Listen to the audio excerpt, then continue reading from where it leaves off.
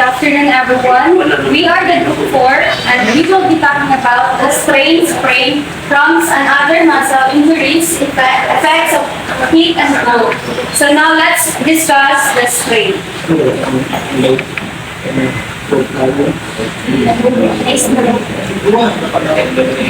Strain is an injury to muscles or tendons. A strain is when a muscle or tendon, the tissue that attaches muscle to bone, is stretched too far. So when yung strain, kay mawani siya ang kanang sobra galing nga paggamit sa atua or sobra pagkakapit sa ato ang muscles or tendons. So kini pag ang isang uri na pinsala na kalaminan or tendon, ang tendon kay mawani siya ang tissue na connected sa ato ang bones na siya ang hatag og suporta ang lusog sa ato ang lawas. Ginatawag po siya nga cold muscle depending sa level sa ato ang muscle strain, but it may heal within a few weeks, but re-injury may happen or can happen. So mga signs and symptoms of strain may include pain, swelling, stiffness, reduced function, tenderness, bruising, weakness, and difficulty moving of the affected area. So we all experiencing this strain no kana, for example, running ka or sprinting ta, kaning muscle contraction, kanang dili na ta pag-over lang ni siya if grabe ka kapon or grabe ka repetitive, yes, hago ang ato ang muscle. So, proceed na sa degrees of severity of the strain. Grade 1, mauni siya ang small local tears to muscle. Dali makita ang mga signs and symptoms na akong tingong ganiha. Manotice nimo siya moment in time nga pag once makafeel ka ani, ayaw dayon siya biglaan. Pero sa grade 1, dili ni siya lala pa. Makita pa nimo kung asa to, malupit pa nimo asa siya dapat sakit or asa siya dapat dili dapat ulabtan. Kanin si grade 2, kay moderate pud ni siya, malupit pa pud nimo tong sakit, malupit pa pud nimo tong nagbubag gamay, pero dili pa ni siya severe, I mean. Ang kanin grade 3 ka extensive na need siya, manotice nimo moment in time yapon, immediate onset of pain, malupit yapon nimo ang tenderness with palpation, can have some loss of range of motion, and significant loss of muscle power, then significant functional limitation. Ayaw bigla if magka-strain ka, ayaw dayon bigla lupa ang muscle nimo, which dapat i-support nimo siya para dili siya mulala. Kaning sa grade 4 kay complete tears of muscle, belly or tendon or between junction of muscle and tendon. Signs and symptoms, noticeable moment in time gyapon siya, immediate onset of pain, localized tenderness with palpation, can have visible deformity to muscle, can have some loss of range of motion, significant loss of muscle power, significant functional limitation. Kanin sa grade 4 kay if dili na ni severe na kayo ni siya, need na ni siya og surgical magpa surgery na ta kay para dili siya ay pas matabangan pa ni siya. Yung first aid for strain kay dapat stop ang activity, iundang ninyo ang inyong buhat para dili siya mulala. Rest the injured area, put ice packs, katong rice methods good, katong rest, ice, compression, and elevate. Katong method, makatabang po ito siya sa atua. Elevate the injured area above heart height, whenever practical, avoid heat, alcohol, running, and direct. Firm massage of the affected area in the first 72 hours after the injury, as this can increase swelling. Ayaw ninyo, if makabati mong strain, ayaw ninyo i-massage siya firmly. Dapat hinahinay lang, gabayin lang ninyo itong rice methods na akong giingon ganina para di siya mulala gyapon. Ang treatment ani kay exercise under the guidance of your doctor. If magpa-check up mo po, i-allow mo sa doctor if makaduba mo such activities like for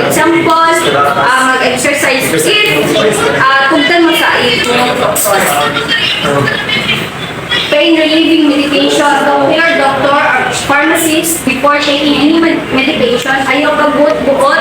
If makapag-check up mo, i-allow mo hindi ka medisina ang inon para dili siya mulala ang iyang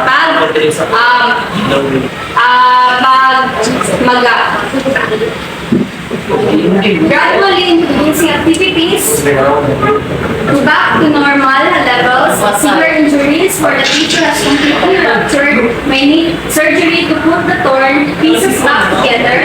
Surgically repaired grade 3. Injuries na hindi na uganiha na need na siya surgery. Injuries will require significant treatment to regain strength and function. That's all everybody. So good afternoon everyone. Once again, this is a continuation of our report. So we are going to discuss screen. Supposedly na video kaso hindi siya mag-play. So what is the most common body part of screen? Uncle. A, uncle. B, and C, so what do you think? Uncle. Yes, question. A, uncle. Okay, very good. So, ano dapat itong uncle? Right. So, ang kanang uncle ay, ano ni siya ang pinaka-prone sa sprain? Sprain.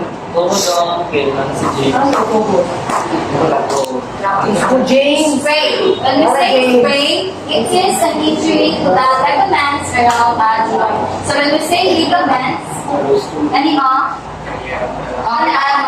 Manang ligaments, that is a strong connective tissue that connects bones to bones. So, ginahold niya ang bones. So, ang kaning ligaments is very important. Kaya naman, gina-ensure niya, aside sa ginahold niya ang bones together, gina-ensure niya nga ang movement sa atong joint is limited. Kanang move lang siya sa desired na direction ba? Like sa atong ankle, yung movement, diba, kay up, down, kamay na ana-ana. So, mga ang ginagawa. So, if ang atong ligaments is na damaged, just like what happened here, pagong area around the joint is gonna mag-swell or is painful. Dang reply da sa dang pali. So, types of spray. So, first, you have ankle spray, again, A4. tinawag ninyo ang ligaments na ruptured. We have wrist spray, knee spray, 4. finger spray, and palm spray. So again, what are the 5 types of spraying? Knee spray, ankle spray, wrist spray, finger and palm spray. So again, ang kanang kung asa ang joint sa ating body na ako drasi. Ligaments that connects bones to bones. So symptoms. First, we have pain, swelling, history, Bruising. or Instability. We do extremation motion. So, if na may spray, most likely mo niya inyo ma-experience ng mga symptoms. What else? So, sports injury. So, ang kaming spray, ang pinaka-causes yun niya ka ng sports injury. So, examples of sports injuries. Yes, tayo, James. Provide examples of sports injuries. Ang mga-cause of, spray. Running gym. Tapos, ginabalik-balik ko mo ang kanang mag-drills. So, kasagaran sa drills, dinibig ka na stretch mo ang bones, kaya kung mag-skip mo, hindi mo balik mo, bubot siya. Then, pulse. Yes, I hold. Pulse. Next, sleeping and touching yourself sa Bigas. Pagkasalo. Maslide. Pagpapos na siya o Sprain. And then we have rolling an ankle or twisting a knee while walking, running, or jumping. Repetitive strain. Pangkat. Pagka-slow. What are these factors for strain? So, muna sila ang mga persons na most likely maka-experience of strain. So, athletes. So, kinsa may justify na nung athletes James. maka most likely kung sa strain. Yes, Nani. Sino mas tibo? Ha? Ano daw ang role mo sa spray? Kay Juan Mangoy, most of our muscle training sa iyo. Tapos, sobrang training, so ang mga muscle groups is either ma-weak or Sobraga. So, mga stress ay mga goals of muscles. Yes, sabi ko yung answer. Then workers do physical demanding jobs like construction workers, mga cargadors. Then people who have hobby or activity that makes them perform repetitive motions ka sa mga computer, baka may balik na. So, probably mas experience sa fingers. The exercise habits that can increase your injury risk, especially sprains, includes first, you have suddenly increasing your workout or activity intensity. Parang pinakalit lang yung increase ng ibong intensity sa ibang workout, gani wala yung kanang dahan-dahan lang. Starting a new sport or activity without proper equipment or training. So for example, kailangan mag-practice ng cheer dance tapos na-wear ka o kailangan footwear ng high heels. Perfect! Tapos, playing the same sport year round with no off-season lang. Pero pali ka mo pag mula sa inyong sports ka ni rest. Diagnosis and test of healthcare provider will diagnose sprain with physical exam. So, ang mag-diagnose ng sprain is ang healthcare providers. Healthcare providers rate sprain states under severity. This is sprain na ako ito yung mga grades, diba? So, sa sprain na ako siya sa normal, about flawless like damage. So, mga na ang normal ligaments. Then, ang grade 1 is stretchy and small tear. So, makita ninyo, no? Ano siya, yung damage kamay, mga gagmay na, gamag-gamag. Ang grade 2, larger tear. So, almost half na siya sa ligaments ang easy. Then, sa grade 3, we have complete rupture. So, panang katalinga, or lang siya. So, if tingnan natin yung level of kanang sprain, it's really surgical intervention to repair the ligaments. Then we have imaging test, a type of test that makes detailed pictures of areas inside the body. So, X-rays, ultrasound, MRI resonance, ABCD, magnetic. So, treatment. So, ang treatment ani para sa sprain, rice hapon, rest is restriction. Rest, avoid activity that cause fear injury. So, if naka-sprain sa nag-sprain, sugpod, mag-ihok pa pa man na naka-sprain, iba mo lala siya. So, mag-paralay, tapos dilit ko siya yung hukot or gamit ko na area. Then, eyes is apply a cold compress to your injury 15 minutes at a time, 2 times a day.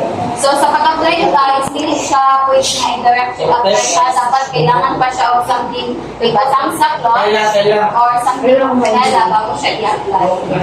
Next, compression. That's channeling, AUE, compression. Drop that thing and elastic bandage around your injury joint to help reduce stress. So, i-compress na itong area na injured. So, pwede po dito ibutang ang ice. Then, elevation, keep your joint above the level of your heart as often as you can. So, ano importante nga, elevate na ito ang itong area nga naka-experience of injury. Yes, Brian. Para ma-maintain ang iyong ito ikaw, maulian, buta na ang iyong sa PA. Paano natin ito? Okay, so importante siya ma-elevate nato siya kay para aside sa ma-relax, so kalang hindi siya maliho, i-decrease niya ang blood flow sa kanang area in which maka-help siya to speed up the healing process.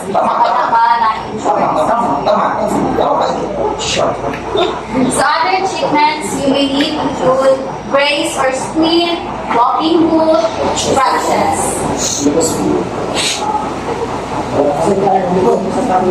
How can I prevent sprains? So during sports or other physical activities, first we have please read everyone. Wear proper protective equipment. Don't play through the pain if something hurts during or after physical activity. Give your body time to rest and recover after intense activity. Stretch and warm up before playing sports or working out. Cool down and stretch after physical activity. Very sabot-abot naman siya. Sige daw. So general safety. So make sure your home and workspace are free from clutter that could cheat you or others. So dapat, if yung inyong kanang workplace ba, wala yung mga extension na na-address sa gilid or something na makakause of strain. Always use the proper tools, equipment at home to reach things. Dahil magamit kong hangga namin na ay kanang pa or i-reach, dili kay bangko, namin ko possibility na ma-fall ka. Sorry. Stand on chairs, tables, or bunker tracks. Then use your blade or walker if you have difficulty walking or have any issues. So, you have any questions? None. Siksa kubur. So, na po yung questions. What is the difference between strain and strain? So, aside sa spelling, what is the difference between strain and strain? Like, if na-notice yung prepare sa symptoms, prepare pa sila o pa ng Ang strain kay sa Yes. ligaments. Sa mga joints, ang spray. Spray sa ay, sa tuloy sa Strain. Sa joints. Ang strain kay sa joints. Ang spray. Ang strain kay sa dili Sa muscles. sa muscles ganun na nagkontract. Ang sprain. So, I thank you for that. Ay, bakit po? So, ikaw na siya, ang sprain, kay kanang, ang nadamage siya na isang tendons. Ang tendons, that is connects the bones of muscles. Ano ang tendons? Ano ka po na siya? Nag-strain na, sprain po na siya. Strain.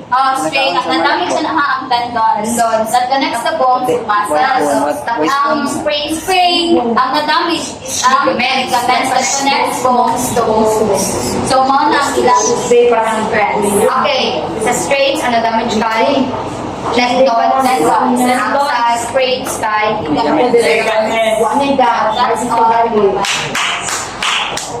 Good afternoon, everyone. By the way, my name is Angel Ibanez, and I was going to report the muscle cramps.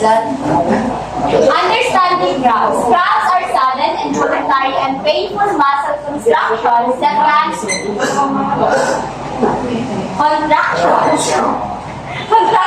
that can affect various parts of the body. They are a common occurrence and range from mild discomfort to severe debilitating pain. So, ang muscle cramps kay, di ba okay na isa kay halimbawa ka nang magkuwanta, mag-exercise ka, mag-overuse sa ito ang body, ma-experience na ito ang muscle cramps. Then ang muscle cramps kay, pwede siya mulala if kita bisa nakafeel na tag-pain na padayon pagyapon tag sige exercise, padayon sa tulipuhan, bisa naka-pain na tag. Okay, so kanaluludan nga mulala ang muscle cramps. So there are types of cramps. So Shella, hindi mo malugod sa una na.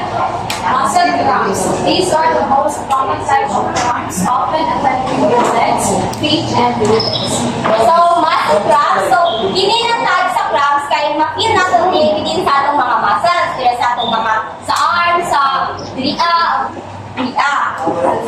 Then, next, Channeline. Menstrual cramps. Painful cramps that occur during a woman's menstrual cycle, usually in the lower abdomen. So, kininang cramps kay common ni sa mga babae. Bawal na. Ang mga babae, so, halimbawa, monthly na ang period, then, nakafeel ni pain, dilian na part. So, commonly, makil na ako sa first day, second day, sa mo ang period.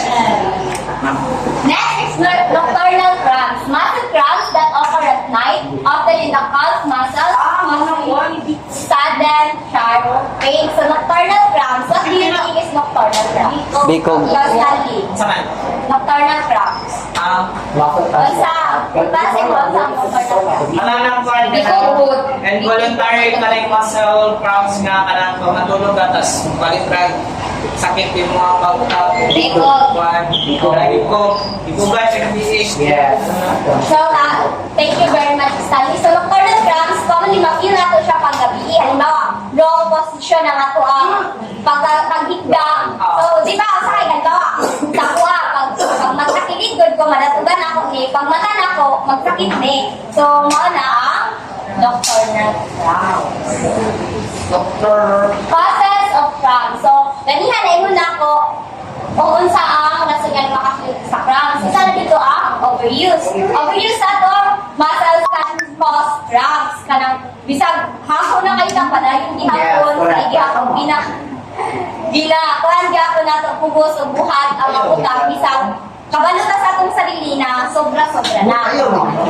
Next is dehydration. Insufficient soil intake can cause electrolyte imbalances leading to muscle cramps. So, kung katong makahintungan nyo na ito, itong hita focus kan James, katong sa athletics last year, Nakuyapan siya.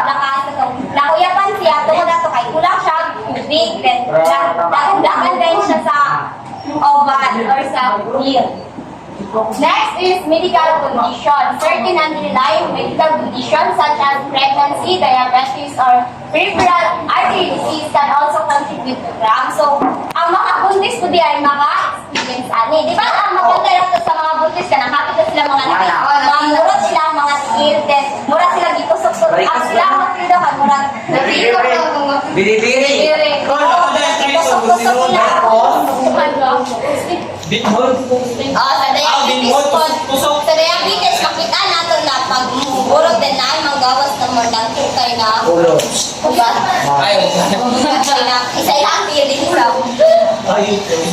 Then, symptoms of cramps. Sudden and involuntary. Cramps come on suddenly and cause the muscle to contract involuntarily. Muscle tightness. The muscle may feel hard and tight, and the area may be tender to touch. Then intense pain, cramps can be extremely painful, causing a sharp burning sensation in the affected muscle. Then last is difficulty breathing. Severe cramps can make it difficult to move the affected muscles burning. So, sagutan naman siya, no? So, hindi nyo lang takot.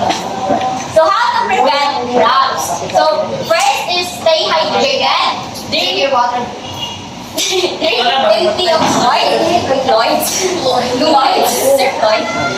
especially before and during physical activity. So, bago ta magdagdagan, mag-drink daw ta, or dili man actually na, pangudakan lang ka dito, or kanang natin hatulog, dito na mag-drink. At doon, sabal man dyan na, every day, kailangan na ito stretch and warm up. So, kini, bago ta nagabuhat og mga vigorous activity, ginabuhat na rin natin sila mag-warm up, mag-stretching. Then, maintain a healthy diet. Ensure you're getting enough nutrients such as potassium, calcium, and magnesium, which can help prevent cramps. So, pili sila ang potassium, calcium, at magnesium. Kabalatan na, good sila sa ato ang mga buko o muscles. So, treating cramps. So, first, massage. Ganiha, maumagya po sa, sunod, maumagya po siya sa rice. Rice. So, first, massage. So, really po pwede kapag makafeel tag, pain sa atong mga muscles, kay massage po natin siya hard. Dapat slow lang ka ng, dili kayo na, pag makafeel ka kasi, masyado, slow lang. Kanang, nahinay, pag ilot. Sigo-sigo na. Next, stretching. Then, heat and meditation. Sa stretching, kay pag magsakit na, pwede na ito hinahinayon lang o stretch ang ato ang mga bukton or muscles. Sa heat, pwede tayo applyan natin siya heat compress. So, katong ang init ng tubig, din itapin natin sa part. Heat compress. Then, meditation. So, pag lala na kayo, pwede na ta mag-seek sa help sa doktor, then mag-ask sa medic, or pwede yun, or kung katong natin na ibalan ng mga tambal na pwede itambal sa grabe na nakasubit na cramps, kay pwede na ito. Alaksan. Doon. Pero magaling ka ako sa doktor. At Kagod. Dapat na dyan mag... Hindi mag-ato Jud. Pwede mag-ipon over the counter. Hindi siya option, mag-ato Jud.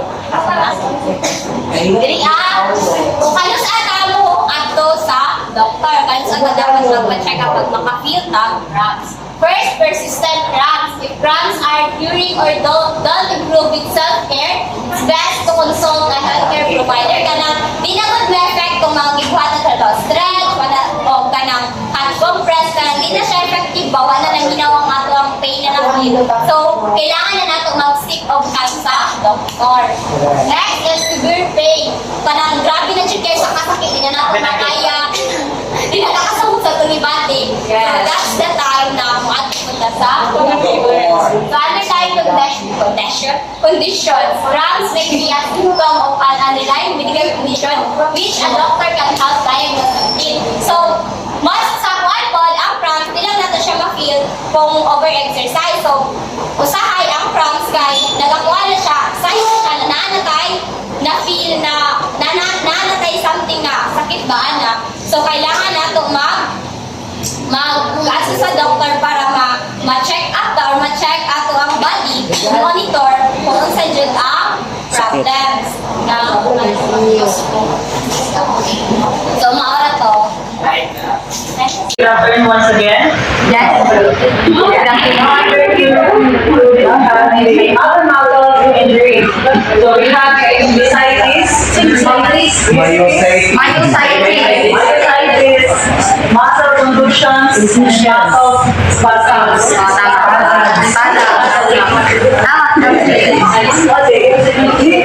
Myositis is a medical condition characterized by aggravation of muscles that can affect any part of the body causing muscle and pain and sometimes muscle pain. So, ganun myositis is known as ang kanang makakisipan ang pamakot or kanang magubag yung ang kamot. Wala so far. So, ako na-experience ko na kanang nalaba ko sa una susunod ko no. So, ang powder na kanang wings, susunod na siya gamot. Ang first symptoms niya is manginit, then maganda. So myositis na na. Oh. Okay. Let's lumaki siya. Inana ang buwan. Then, these are several types of myositis. We have dermatitis, body myositis, inclusion body myositis, and benign myositis. Ang dermatomyositis, this type of myositis involves both muscle inflammation and skin rash, often on the face, neck, shoulder, and upper chest. So, ang dermatomyositis is mauna siya ang ihang pain kay magka-rashes. Mauna siya. Then, ang polymyositis is there is muscle inflammation without the underlying skin rash, seen in the term myositis. So, ang symptoms na niya is hindi ko makita ang iyang rashes, manginit na siya sa iyang skin, then, pag imo siya kapuhapon, di na siya tapos, then, an inclusion body myositis is typically affect older adults and involves both muscle inflammation and inclusion bodies, which are abnormal clumps and proteins within muscle cells. So, mga siya,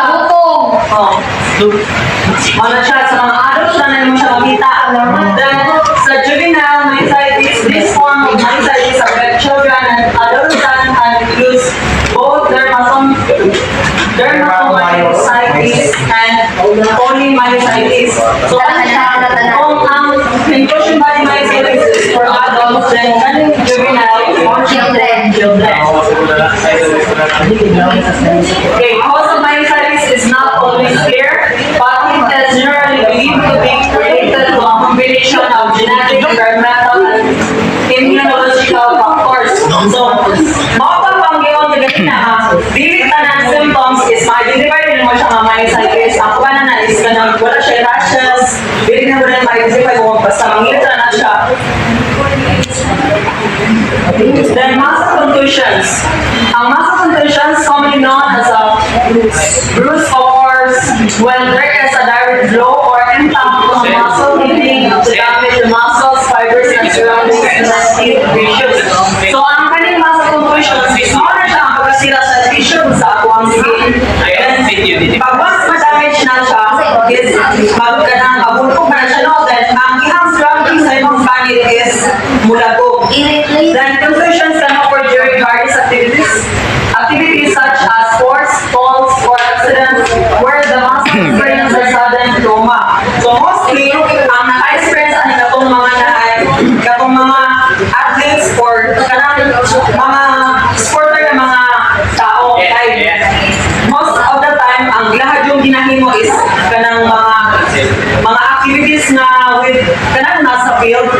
So, kung ang mga ganyung panic is busog ang impact sa object na ito. So, magdepende na po na siya kung panangitan ang bula na ito sa imong paa, kung busog yung kaayo, so mula kung juda siya. Okay. Then, the severity of the muscle contusions can vary depending on the force of the impact and the size of the injury. So, ako siya. Then, magdepende na siya kung sa pagsumbong, dili kayo siya dada, ano lang ang labo. Kung panangitan din, nahulugan siya, pinanagaw kayo mga bato, mulagod yun siya. Sige daw. Okay, we have three types of contusions. We have ventricular contusions, also siya, direct-anan siya, direct-anan. So then, ang intramuscular contusions sa buhol, nalilitaw, ang lalabas Ang enter. ang pagpapakita sa labas sa bayan kasunod. Then, ang enter sa labas. Bone sa buko. Sa buko. Ikaw na po. Okay, muscle spasms. Muscle spasms are the involuntary contractions or lightening of muscles that can range from mild to severe. They can occur suddenly and cause discomfort or pain, often resulting from the overuse, dehydration, electrolyte imbalances, nerve compression, and underlying health condition. So, ang muscle spasm is magsunan na sa kanang dili pa kailala, hangtod niya maglala na siya. Ang babra na ang kanang cause niya is kanang overuse, dehydration, electrolyte imbalances, nerve compression, and underlying health condition. Okay. Ano siya ang type of muscle spasm? You have a skeletal muscle spasm. These are the most common type that occur in skeletal muscles throughout the body. So, kani siya is commonly hindi siya makita sa kanang sa labas ng body. Okay. Then smooth muscle spasms, smooth muscles found in organ like the intestines and blood vessels that don't experience spasm. So, susunod niya siya. Then, this tonic muscle spasm is a neurological disorder characterized by sustained muscle contraction resulting in abnormal postures or repetitive movements. So, kanang, for example, kanang makapil siya kung spasm kung talangitan na tulog ta tapos mali ko na ako ang kaya atong portion sa itong lawas is dili siya wala na tarong wala pag mata ni mo daghan kayo sakit sa imong lawas unsa ka posture ang abnormal ko for example na kaya mo na ma-stiff neck na matulog ka ba pag mata ni mo kayo sakit na kayo mo one-sided na ang lawas technique Okay. Rhythmic, alternating muscle and relaxation. Tonic muscle spasm involves sustained muscle contraction without relaxation. Then hypnic muscle spasm also known as weak starts or hypnic jerks. These jerk muscles which has open for person falling asleep or considered normal. So ang kalahiran nila, for example, ang kaning chronic muscle ipasok is, kung naimatabang sa imuha, uli pa ka mag-relax. For example, uli pa ka nalilita. Then, sa tonic muscle is, kanan na siya, kung hindi na kanila pwede pa-wargay. Kinahanglan na imuhang tawag kanang hambalan. Then, sa heart rate muscle ipasok is, kanapatulungan nila ang pasyente. So, normal lang na sa ilahapon, ilahang matulungan ka pa.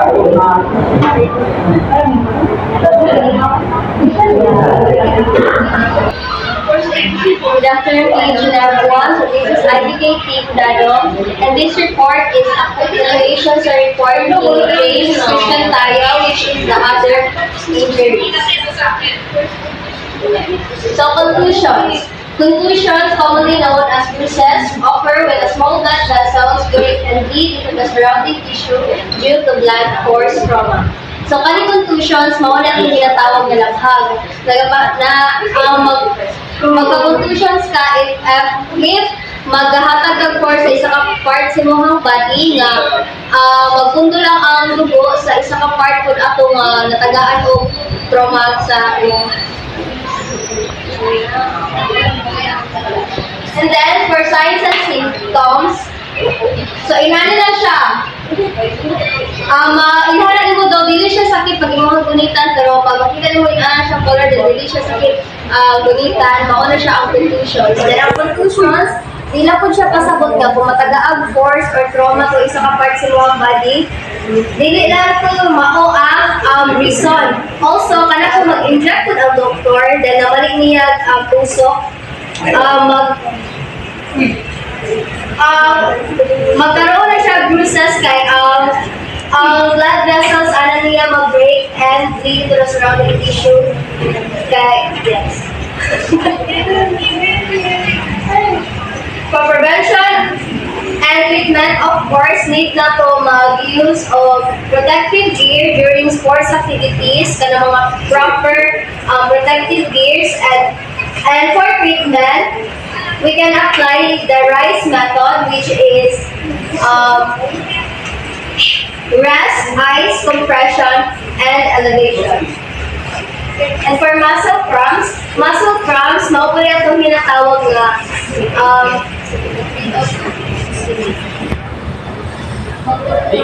Bicog. Yes, mga ito ginatawag na bicog. Ang symptoms is sudden sharp pain, feeling of a small hard lump in the muscle tissue, and most muscle cramps occur in the leg, muscles. And then, pero ganing manggali ang imuhang muscles, then pagbata ka ng kasagaran ka muscle cramps, para kung matulog ka, then pagbata rin ibigay ka na ka, it's because wala sa imuhang bad proper position sa pagtulog. And then, for muscle cramps, causes is muscle fatigue, heat and hot and humid conditions, dehydration, electrolyte imbalance, poor conditioning, and altered neuromuscular. For prevention and treatment involves gentle stretching, massage, applying heat or cold, and ensuring adequate hydration and electrolyte intake. And for prevention, strategies include staying hydrated, maintaining electrolyte balance, warming up properly before physical activity, and stretching regularly. And then for muscle tears, ang muscle tears is stretched too far or we use the muscle excessively. And then, the muscle fibers can sustain damage. Yan naatay, ang muscle tears is categorized into 3 groups, grade 1, grade 2, and grade 3. The mild stretching, partial tear, and severe tear. So, ano siya ang example? For severe tear, need na rin mo siya magpa-consult sa doctor kay need na siya operate. And then, for major causes, overexertion or overuse, sudden movements, lack of warm-up or improper stretching, fatigue or weakness, age and muscle condition, improper technique and dehydration, and fatigue. For treatment, same maghapon, you can use the RICE method.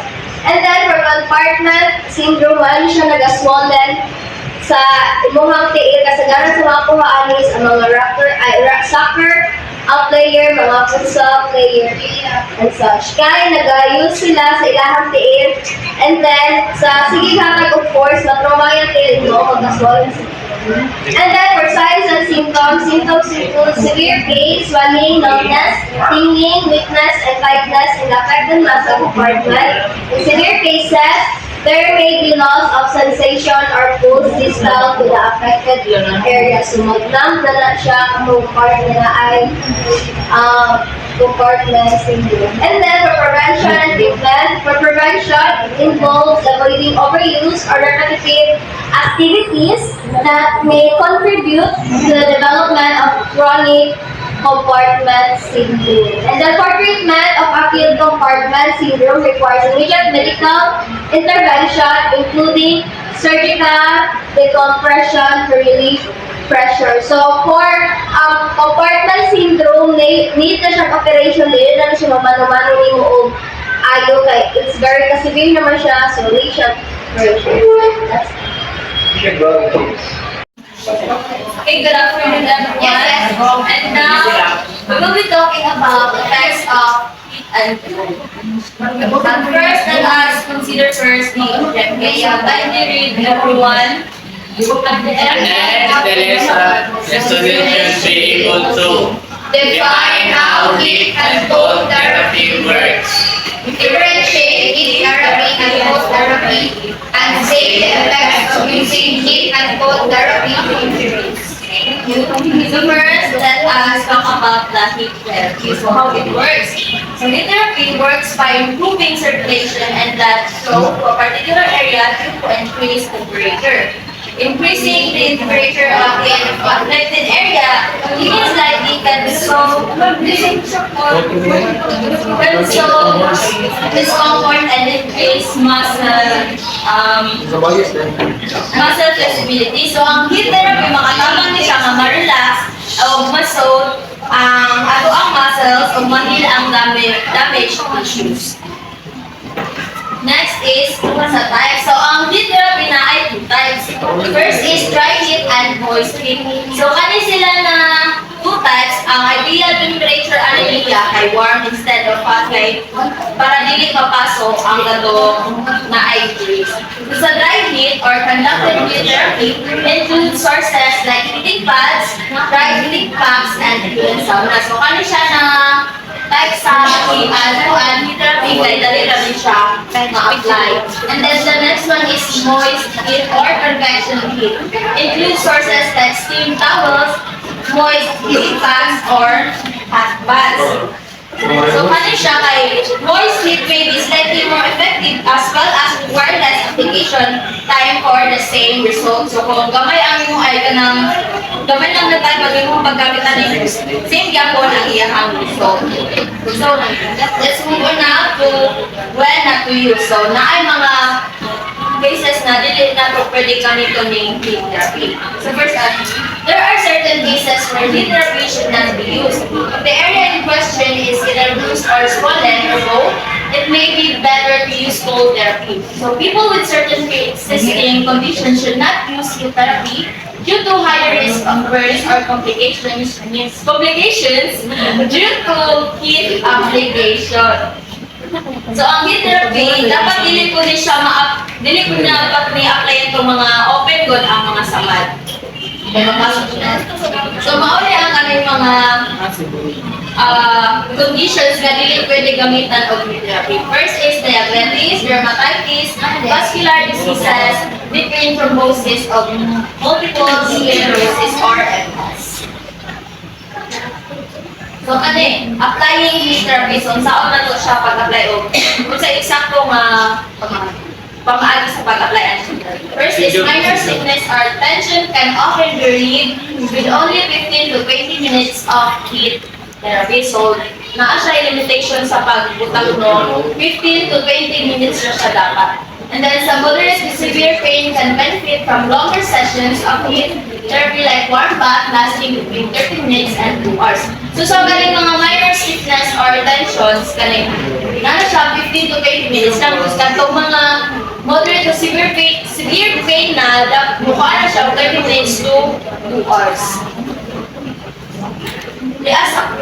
Now, let's move on to the cold therapy. So, cold therapy is also known as cryotherapy. It works by reducing blood flow to a particular area, which can significantly reduce inflammation and swelling that causes pain, especially around the joint or a tendon. It can temporarily reduce nerve activity, which can also relieve pain. So,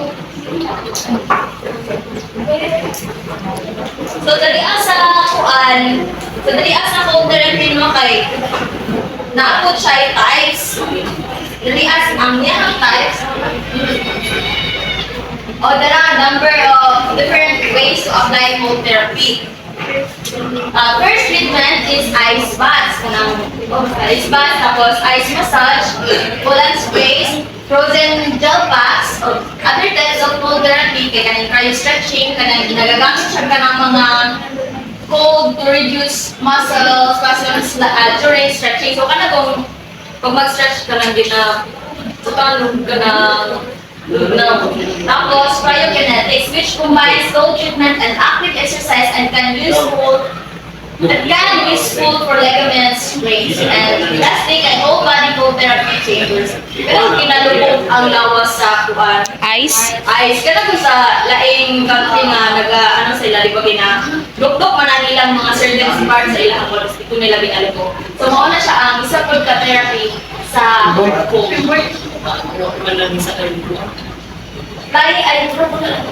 So, naano siya well not to use cold therapy, no?